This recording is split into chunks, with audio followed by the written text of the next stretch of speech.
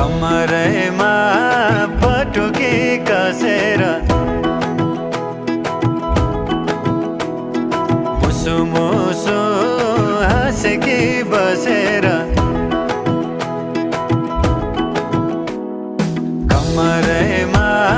पटुकी कसेर मुसु मुसु हाँसेकी बसेर रुकुमै कोठा रुकुमै कोठा रुकुमै कोठा